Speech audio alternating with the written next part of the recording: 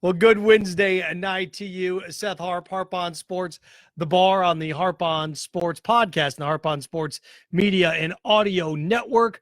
What do we have in store for you coming up here this evening? A little anthem angst, NASCAR's Nuke, and of course the return of one Reggie Bush as Reggie Bush returns after his decade in isolation from USC for his family, collecting and receiving funds. He now is welcome back at the University of Southern California after the NCAA lifts his ban. Again, want to follow the show, be a part of the show, consume it any way you can at Harp on Sports Twitter, at Harp on Sports Instagram, at Harp on Sports, Facebook, the Harp on Sports Facebook page, harponsports.com. Let's see here. The bar, the podcast, available iTunes, Spotify, Apple Podcasts, and Buzzsprout. So where to begin? Begin with any of these, because any three of these could lead. Each one of them could lead. But we're going to start off first with a little bit of NASCAR's Nuke. How about that? The last sport in America where I don't want to say racial boundaries are allowed, but they are accepted. It's kind of one of those things where you just kind of ignored it for the longest time. Like, yeah, I've always said that the most heterosexual place on the planet is a bathroom in a NASCAR race. And I love racing. I grew up in Indy. Love it. Now, do I watch a ton of it? Not as much as I used to. That's just the truth. But the last week, what NASCAR has done shows you where this Black Lives Matter movement has gotten. And it shows you how serious people are in terms of wanting to make change and how serious they are in making change. NASCAR, getting rid of the Confederate flag. And I love the comment section. Nobody ever again can accuse one side or the other of being snowflakes or being soft or being triggered, because y'all act like a bunch of pansies on every issue for the last 4 years. You don't get your way, so you pout. You don't get what you want, so you pout. I love how conservatives call liberals snowflakes, and then liberals call conservative snowflakes, and it's back and forth.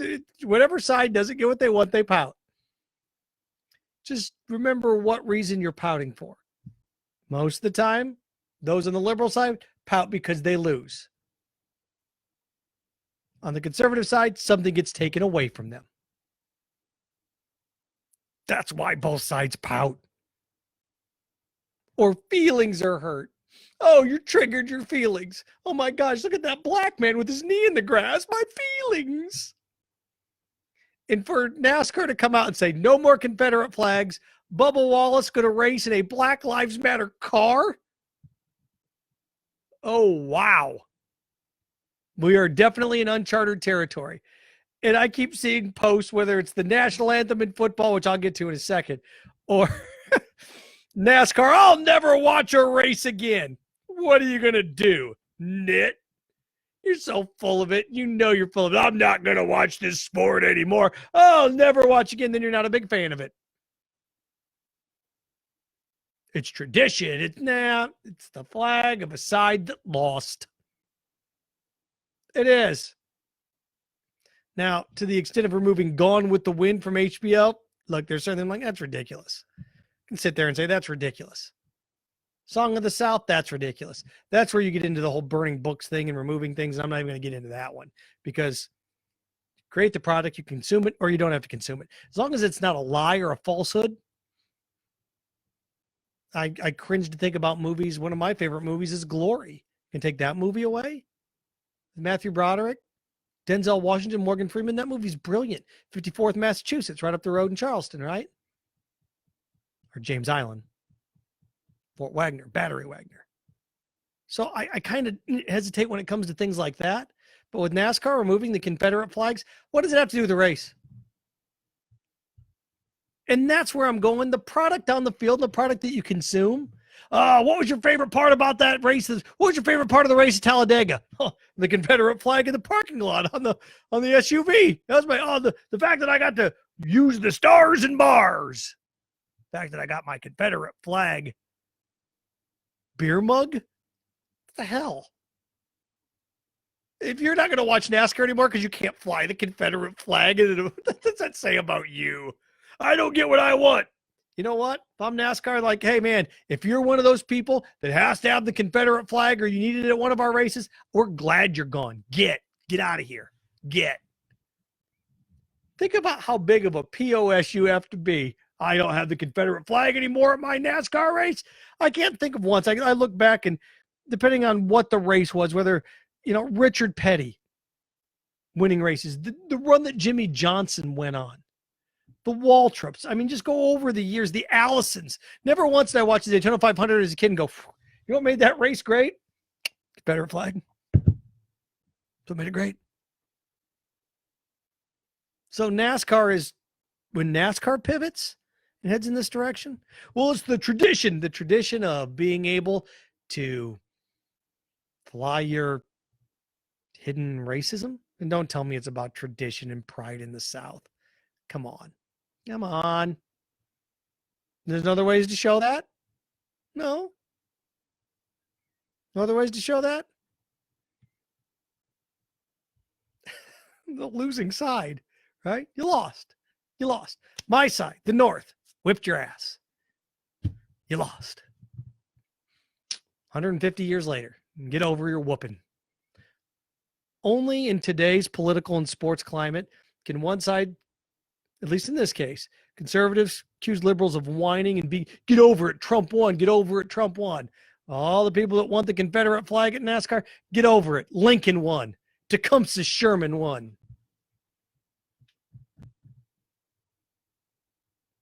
General Grant won, burned the whole state of Georgia in the process.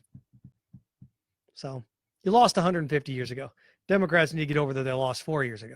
You need to get over the fact that you lost 150 years ago. Maybe you should add more railways.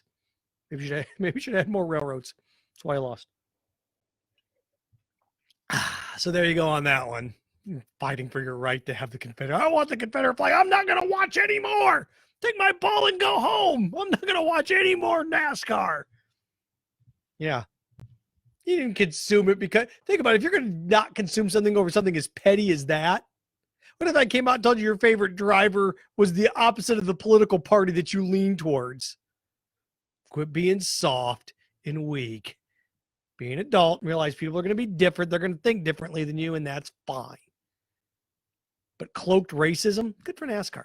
Good for NASCAR. All right. From that to the anthem, the American flag. Let's go to the flag of the Confederacy. By the way, you lost 150 years ago. Lost pretty badly, too. To the anthem protests. Good God, people.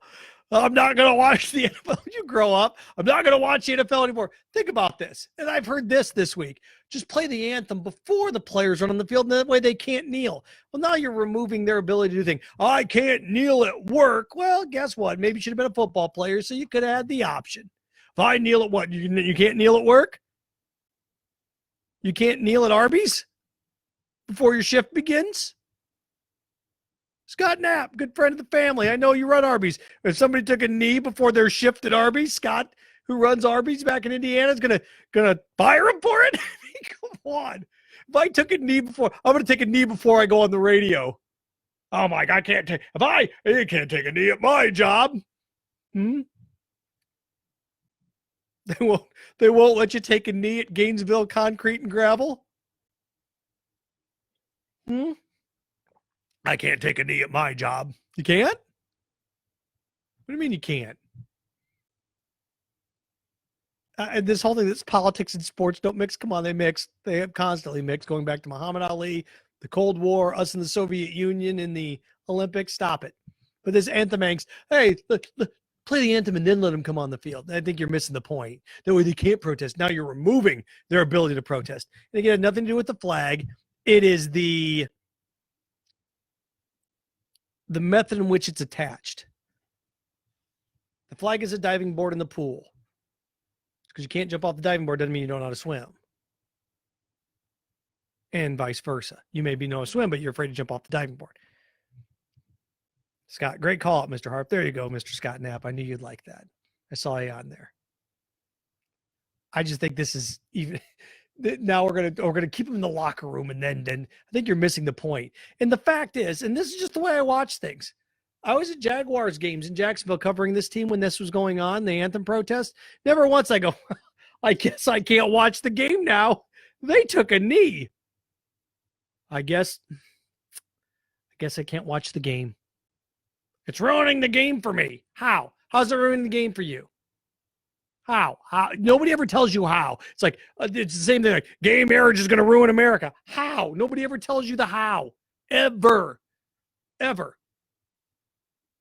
So you try to marginalize players and keep them in the locker room, play the national anthem, then bring them out. Now you got a mess on your hands. Because now what happens? If they take a knee during the national anthem, the only thing that is affected is your feelings. Your feelings. Oh, my feelings. They're hurt. They take a knee during the national anthem. They're up after the anthem's over. Hasn't affected the play at all. Now you keep their butts in the locker room and you play the national anthem, and now you bring them out on the field. What if they all sit there and take a knee? All the players take a knee for 5 minutes before the game starts. Now it has affected something. It's affected your watching ability. It's affected the length of the game is what it's done. Them taking a knee during the national anthem doesn't affect the game at all. It just affects your weakness. Oh, that person's different than me. Okay, well, he took a knee. He's not very happy about things. Okay, fine. I'm done with the NFL. What are you going to do? Like I said earlier, you're going to go knit? You're going to take a pottery class? What are you going to be doing during football on Sundays? I won't watch it. Oh. Okay. Stadiums are going to be socially distant anyway. Here's the thing. If you boycott the NFL, I'm not going to watch anymore. Okay, well, guess what? The 40,000 people that couldn't go to a game because stadiums are going to be socially distant this year, they're going to be home, so the ratings are going to stay the same, if not go up. Get over yourself. Too many people think they're way too important. Way too important. I demand to speak to the manager. I want action. What about me? You're not that important. The end of the day. People want fans. Of course, the NFL would love people in the stands. You betcha. They would love you to watch. As many people consume it as possible. Football's a monster because of it. But what type of man, what type of woman are you if a guy taking a knee during the national anthem gets you so worked up? Well, troops died for that flag. And, again, the flag doesn't belong just to the military and your family. It belongs to all of us. That's the biggest thing about the anthem is I still don't get to the nth degree. I don't. Troops died for that flag. Yeah, they did. Union troops died for that flag fighting the Confederacy too. And you fly the Confederate flag. Something tells me, I want to try this. I'd love to see a Venn diagram. There we go. I know you need the visual. I'd like to see a Venn diagram of people who are anti-kneeling, pro-Confederate flag. Bet you that's not a Venn diagram. That's just a circle. That's what that is. Oh, so you defend the flag that the people died for that flag. Yeah, fighting the other flag that you so love. Let them take a knee during the anthem. What does it hurt besides your feelings? Both my grandfathers, great uncle, were in the military. All of them are gone. Most of them are gone. One's still alive. You know what they'd say if they were alive? I know what they would say. I don't like it, but whatever. Why can't it be whatever? I don't like that you're doing that. Whatever. It's your right to do it. Do it. And again, no riots. We're going to peacefully protest. Well, there's a better avenue for that. Where? In their backyard where you can't see it because you're so soft and weak. Weak. Peanut brittle. Weak. So now, play the anthem. I think you're missing the point. You're missing the point there a little bit. Play the anthem and then bring them out. Okay. Now they're going to take a knee after the anthem, which is going to delay the start of the game and going to be more of a spectacle. Let them take a knee during the anthem. How does it affect you? It doesn't affect you at all. It doesn't affect your consumption of the game. Doesn't.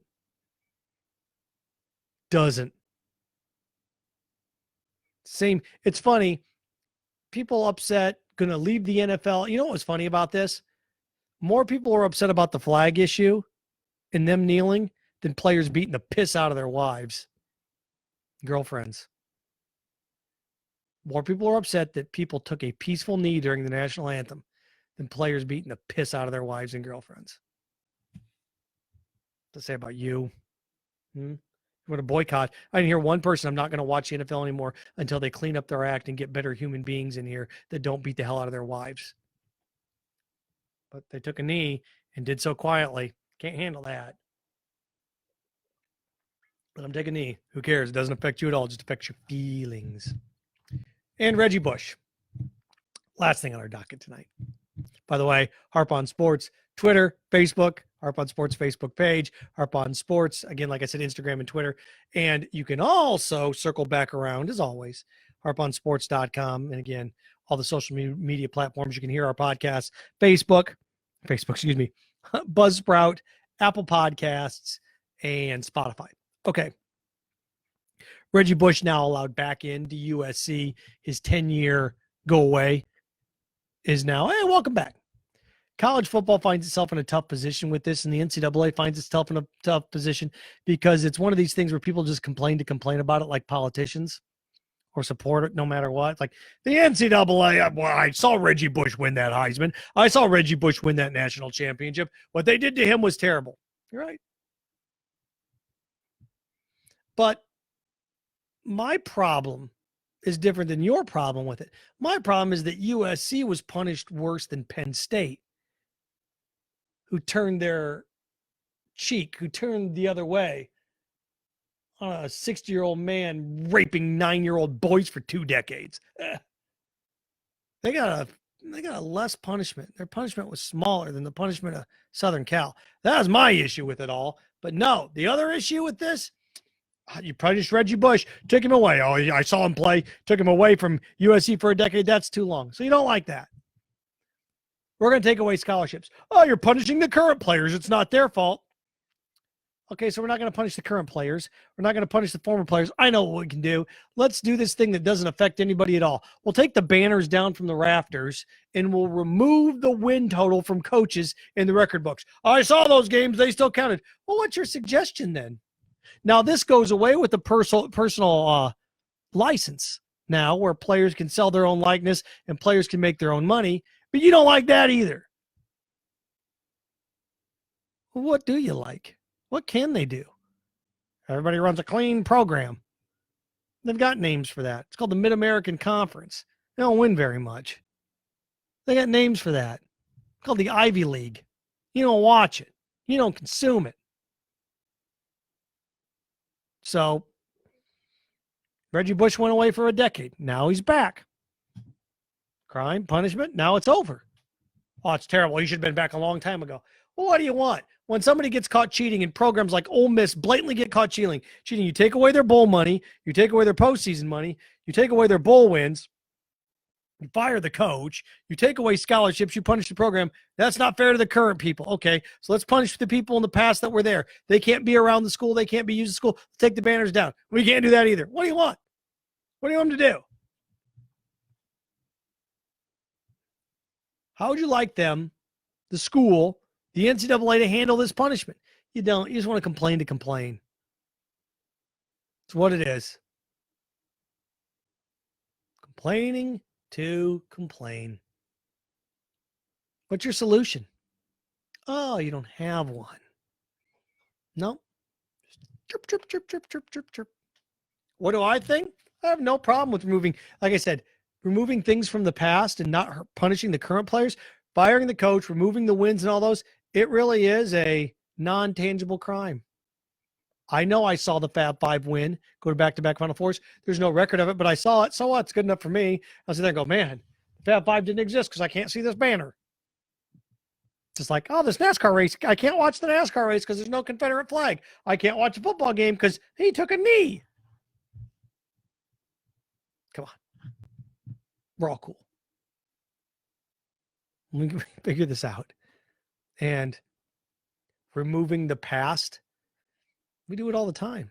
We expunge records. You know what's funny about that? Like, everybody's complaining about movies being deleted or the Confederate monuments coming down or anything coming down. Like, you can't delete the past. You can't delete the past. I bet you have no problem with them taking parking tickets off your record. You have no problem with that past being deleted. Problem with your bankruptcy or credit card debt or any of that stuff being wiped out. Oh, we're going to forgive you this. You have no problem for that. You have no problem deleting that past. Just pick and choose which past you want deleted. See if we got any comments here. Hang on tight. There we go. All right. Good to see you too, Scott. Again, Harp on Sports podcast, The Bar, the podcast. Like, follow, share at Harp on Sports Instagram, at Harp on Sports Twitter. Of course, you're watching us on Twitter Live right now and Facebook Live. The Harp on Sports podcast page, Spotify, Apple Podcast, and Buzzsprout. So there we go. I am going to be hosting the afternoon drive show on ESPN 98.1 FM, 850 AM WRUF in Gainesville, coming up this Friday from 4 to 6. Pat Dooley and Jeff Cardoza taking the day off, so I'm going to host from 4 to 6 coming up this Friday. Listen, it'll be fun. It'll be fun. I just think it's such a great time to be hosting, and I hate that I don't have my regular show right now. But she's coming. She's coming later this summer. So just hang tight. Again, as always, appreciate the time. Appreciate the views, the likes. Again, share, follow, like with as many people as possible. Of course, I'll appreciate it. And for every new follower, new share that you can tangibly prove to me, whenever you see me in public, I'll buy you a beer. How about that? Or a drink of your choice, as long as it's not more than $1. All right, I'm joking. One thing I'm not cheap. I'm not going to do that. No. There we go. All right, everybody, enjoy your Wednesday night again. This has been The Bar on the Harp on Sports Audio Media Network.